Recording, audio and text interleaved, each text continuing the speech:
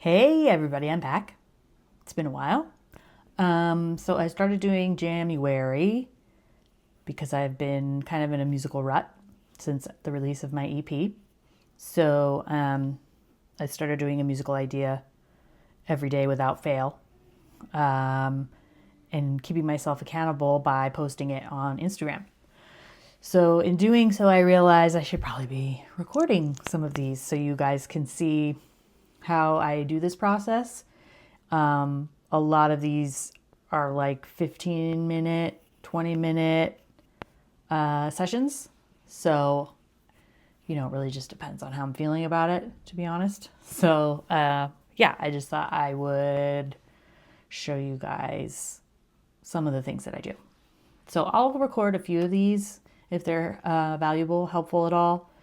And as always, let me know in the comments if you guys want to see something in particular or, have questions or, whatever.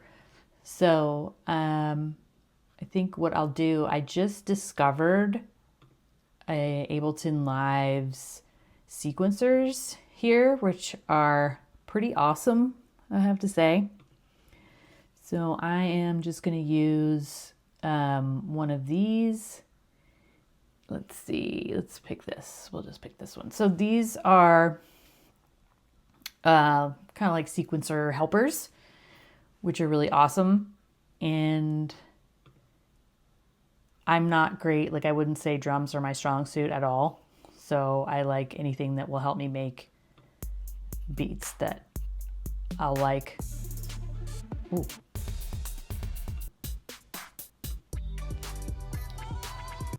Some of these are, let me see if I have any no.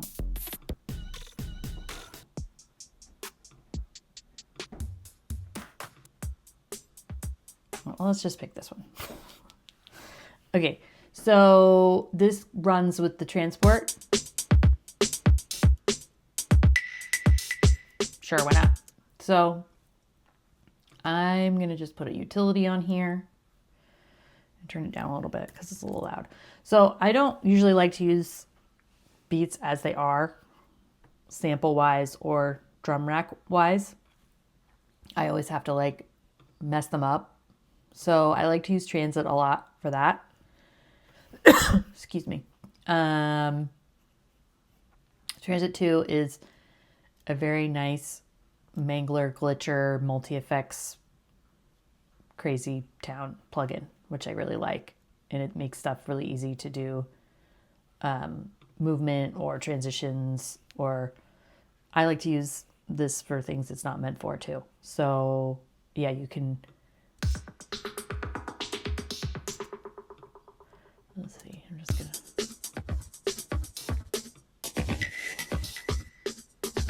I kind of like that actually. I'm actually going to slow this down because I don't usually live in the 120 area.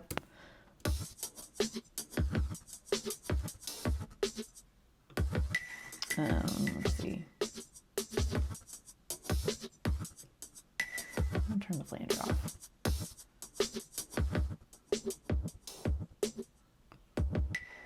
off. So what's great about this is you can move these around and pick different samples to play. So you can also choose an alternate sound that will play. It'll have, these are like the chances that it will actually play. So you can totally mess around with this. It's nice they have the dice that you can hit.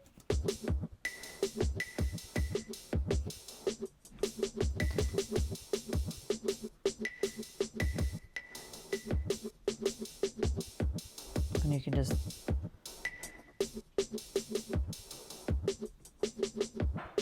wipe it all out if you don't want to use it. But because for this purpose, I'm just gonna leave it at the original one because I like it.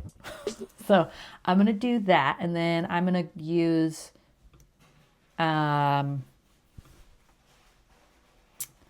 let's see. I was playing around with this yesterday and I was using it with piano and it was pretty fun. So I'm going to, I'll just pick from an Ableton pack. I like the mood reel stuff because it's weird and cool. Let's see. Here, let's do that. See, immediately you get something interesting. So yes, I will admit I wouldn't say I rely on them, but I do make very good use out of the, what I like to call helpers in Ableton, as well as some of the VSTs that I use to get me started. So I do use them a lot to flesh out ideas, and that's basically what this musical practice is starting an idea. Again, not having the intention of it becoming a track or being used for something. Because a lot of the times I can take bits and pieces out of these and use them in other things. So I'm not really concerned about completing a full track here. I'm just generating ideas. Maybe I take pieces of them and then make something. Maybe the whole thing is something.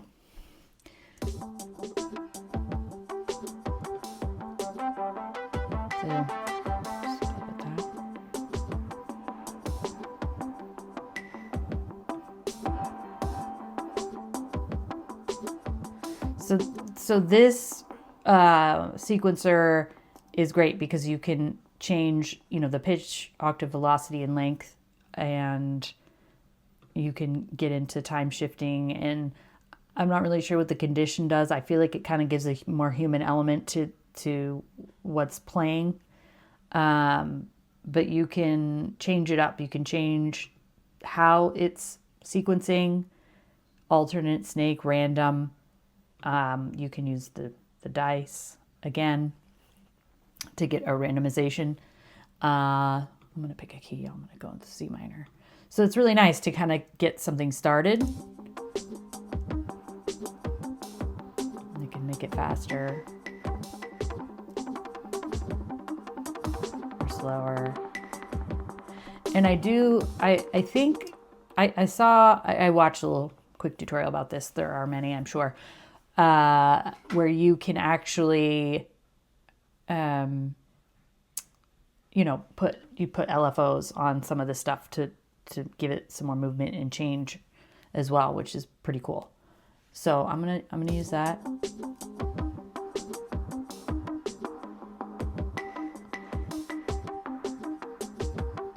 I don't know what some of these mean.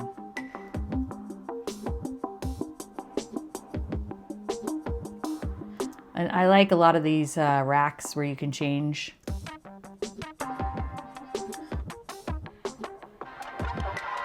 Woo! I like this one.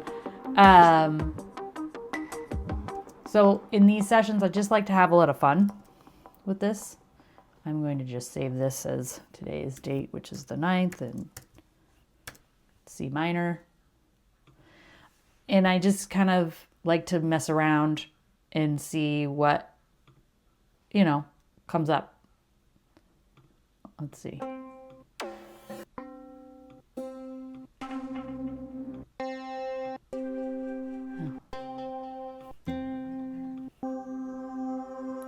Okay, none of those are really speaking to me. What's tense pulses?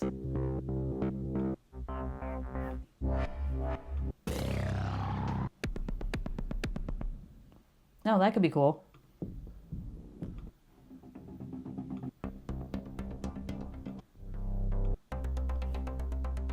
Here, let's bring that one in. Why not? So what I'm actually going to do, just for funsies, is I'm going to copy this sequencer and I'm going to paste it in here. So they are using the same one.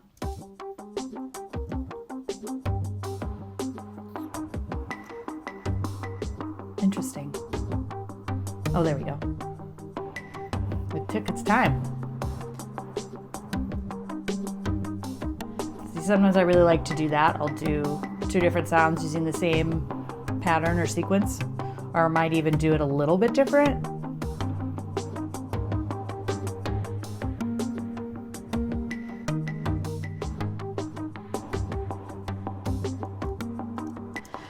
So we got that going on. So again, all I'm doing is using a sequencer and putting a sound on it. And we can already get a pretty, I think, cool idea started. And then on top of that, let's see, let me pick a pad or something. No. Sure. Oh, whoop. I overwrote my my previous track here. Let's try this one.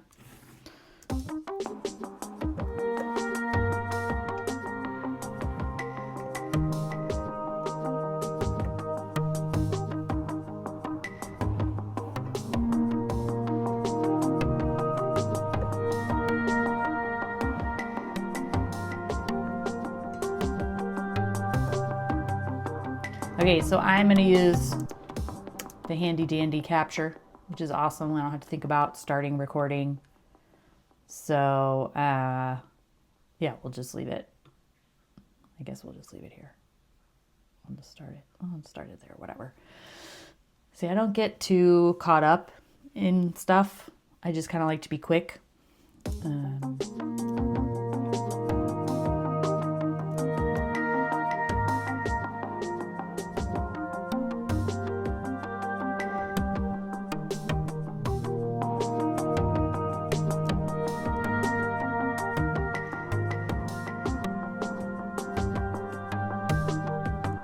So I'm liking that. Let's do another one. Again, all these sounds I'm picking from one sample pack. I'm not going and picking from a bunch of different things. So, of course, depending on what you're using, I'm sure whatever DAW you have has some onboard sounds that you can pick.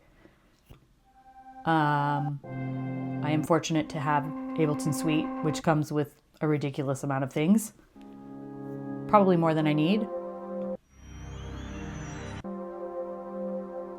Okay, I kind of like that one. Let's do that one. So yeah, I think limiting yourself is very helpful, can be very helpful at times where you're not bombarded with too much choice, because you can get stuck in that and choosing.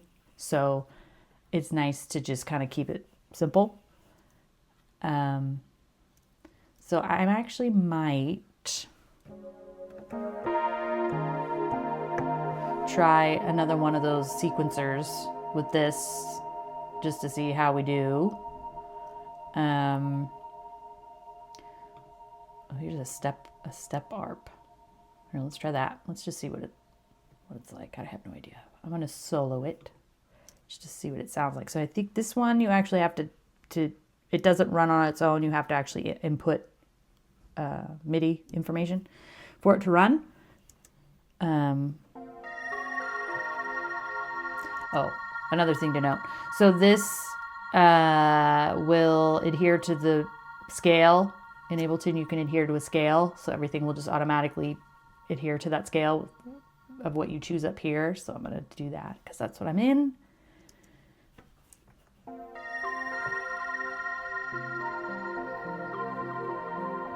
So we'll just play with this. I'm going to turn it down to make it a little slower.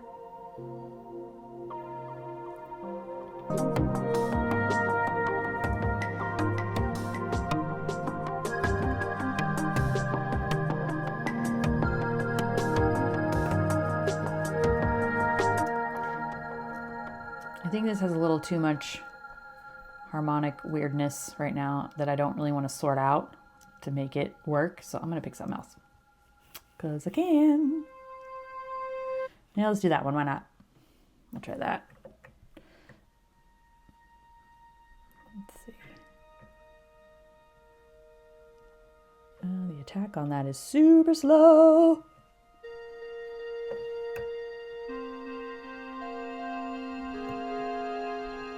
So this is kind of nice because, again, you can change the velocity, the transposition, how often it's going to play, and all of that kind of stuff, just like the other ones. So let's see. I'll play the rest of it.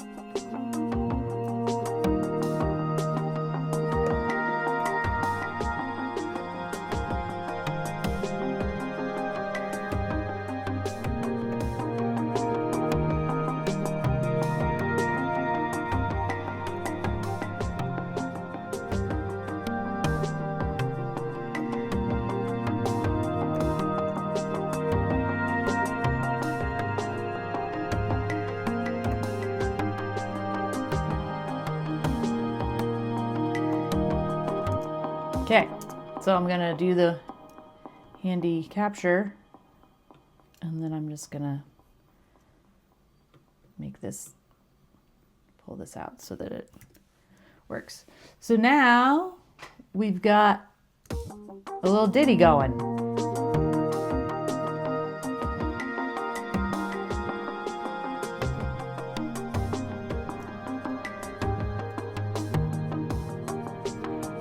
And then sometimes while this is going, you know, you can just randomize stuff if you want to.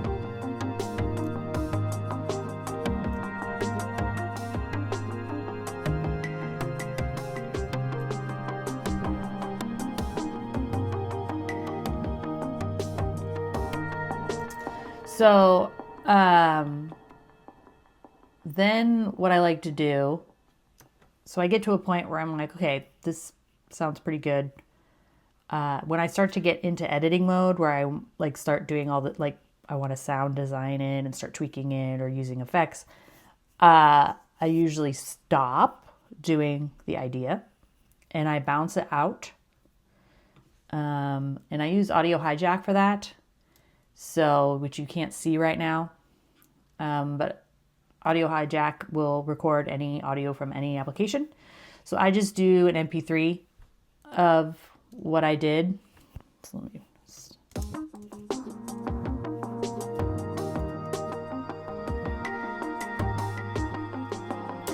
So I like to have an MP3 so that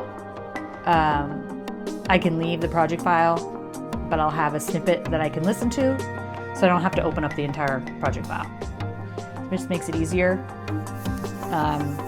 because I do leave these for like a week or so and don't listen to them, come back, and so when I want to listen back, it's a lot easier than having to open up every project file. I can just listen to the MP3 straight from my Finder window. Okay, so I got that sorted. So that's that. That's how I do that.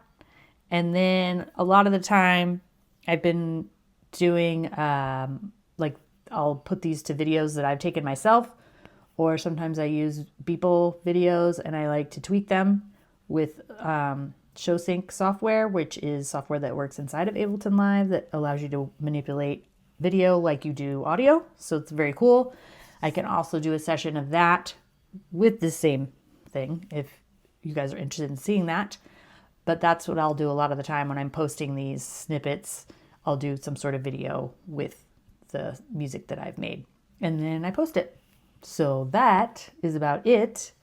If you have any questions or thoughts, please share them in the comments below, and I'll see you guys next time.